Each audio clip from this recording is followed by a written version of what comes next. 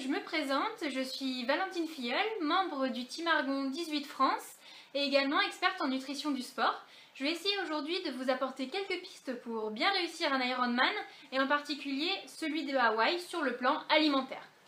Donc tout d'abord, comme vous le savez tous, l'hydratation et l'alimentation sont des éléments clés de réussite d'une épreuve de type Ironman.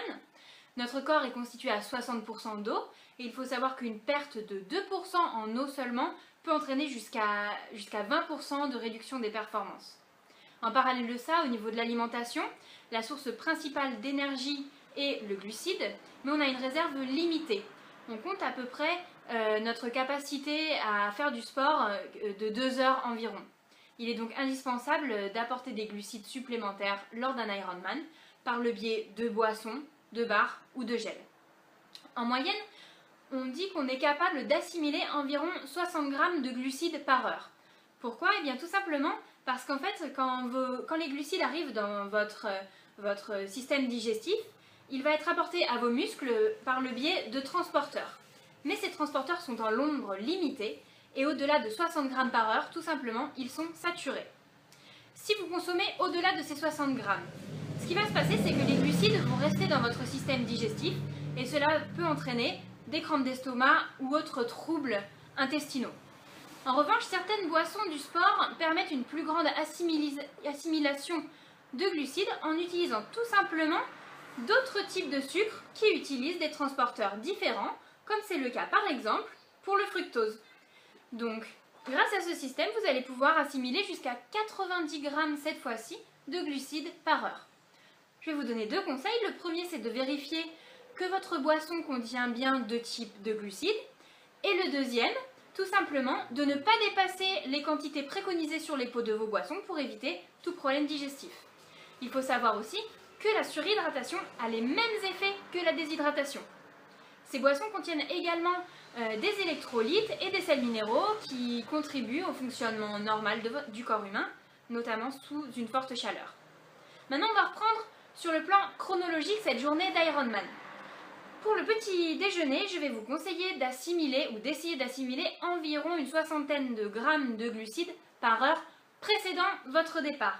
Donc par exemple, si vous décidez de faire votre petit déjeuner 3 heures avant la course, ce qui est l'idéal, il faudra que vous essayiez d'assimiler 180 grammes de glucides au total.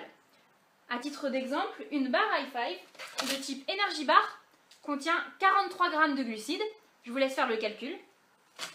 Vous pouvez également préparer votre départ en prenant avant celui-ci, 15 minutes avant, 1 ou 2 gels. Pendant le vélo maintenant, gardez bien en tête que vous venez d'effectuer un effort de 1 heure à 1 heure et demie, la natation. Il va donc falloir que vous palliez aux pertes hydriques et caloriques et également, c'est sur le vélo que vous allez normalement passer la plus grande partie de l'épreuve, donc c'est un élément vraiment clé en termes de nutrition à ne pas louper.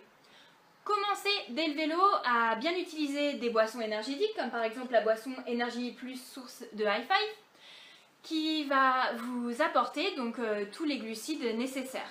Au niveau de la quantité de boisson, ça dépend bien évidemment des conditions météorologiques. Plus il fait chaud, plus il faut boire. Par exemple, dans la chaleur comme à Hawaï, on peut facilement consommer jusqu'à 1 litre par heure, soit 2 bidons de 500 ml.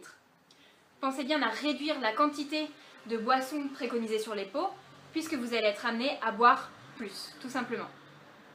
Si vous n'arrivez pas à boire, ou bien que vous avez besoin de boire de l'eau pure, vous pouvez aussi très bien utiliser des gels, donc là environ 1 gel par heure à peu près. Et vous pouvez aussi consommer donc des barres solides.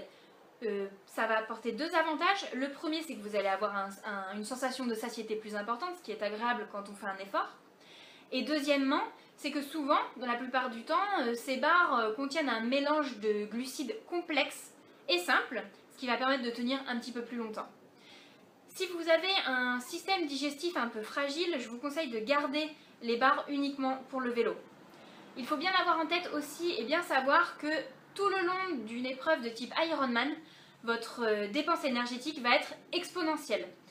Donc il faut bien continuer à s'hydrater et à s'alimenter tout au long du marathon, même si ça devient de moins en moins évident. Dans l'idéal, il faudrait essayer d'avaler l'équivalent de 2 à 3 gels par heure de course. Donc par exemple, vous avez des gels qui existent qui contiennent déjà, comme l'isogel par exemple, une certaine quantité d'eau, ou bien des gels plus traditionnels, où là il faut bien penser à boire avant et après la prise du gel. Vous pouvez également, à tout moment de la course, décider de consommer un gel qui contient de la caféine en plus, comme par exemple l'isogel plus caféine de High Five. Tout simplement, en fait, l'avantage de l'utilisation de la caféine, c'est que ça va stimuler votre corps au niveau physique mais aussi psychologique. Par contre, je vous conseille de ne pas dépasser cette dose de 1 gel tout au long de votre course. Vous pouvez aussi très bien décider d'utiliser des aliments plus naturels, mais attention à certains aliments comme par exemple les gâteaux apéritifs qui peuvent vous attirer par leur goût salé, parce qu'ils contiennent tout simplement une teneur souvent importante en matière grasse qui est très difficile à digérer. À votre arrivée, c'est-à-dire après l'épreuve, c'est un moment à ne surtout pas négliger, pour 2 raisons. La première, c'est que si vous voulez optimiser votre récupération, ne pas trop souffrir de cette épreuve, mais aussi si vous voulez mettre à profit cette épreuve, il va falloir vraiment gérer cette récupération sur le plan hydrique et alimentaire. Il faut continuer à bien s'hydrater.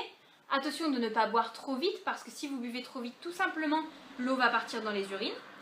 Vous pouvez boire votre eau pure, ou bien encore mieux de l'eau pétillante comme la ceinture qui contient un petit peu plus de sels minéraux, ou tout simplement décider de rajouter une cuillère à soupe de bicarbonate dans votre eau.